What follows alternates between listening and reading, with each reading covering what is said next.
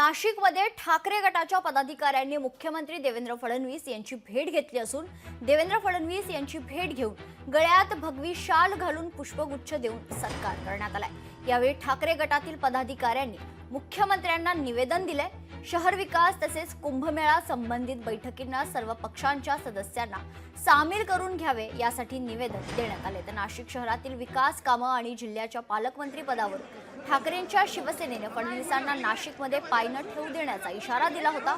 मात्र पोलिसांच्या मदतीने फडणवीसांची भेट घेतल्याची माहिती जिल्हा प्रमुखांनी दिली। आंदोलन न करता भेट घेऊन निवेदन दिल्याचं त्यांनी सांगितले।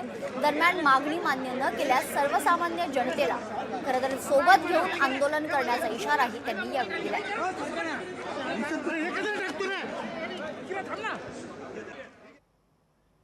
1.5 वर्षावर कुंभमेळा आलेला आहे।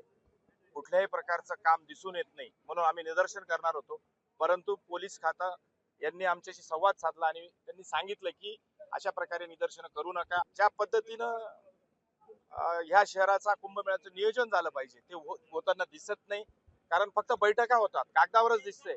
आणि म्हणून पूर्ण शहरातील, कारण आता 3 वर्षापासून महापालिकेमध्ये प्रशासन आहे, अंधाधुंदी कारभार चालू आहे आणि ह्या जगातून देशातून अनेक भाविक इथे येतील, तर ते काम चांगल्या प्रकारे झालं पाहिजे। पुढच्या काळामध्ये इथल्या प्रशासनाने त्याचा अंमलबजावणी करावी, नाहीतर परत आम्ही आमच्या पक्षाच्या वतीनं सर्व लोकांना घेऊन, जनतेला घेऊन आम्ही आमच्या पद्धतीने आंदोलन।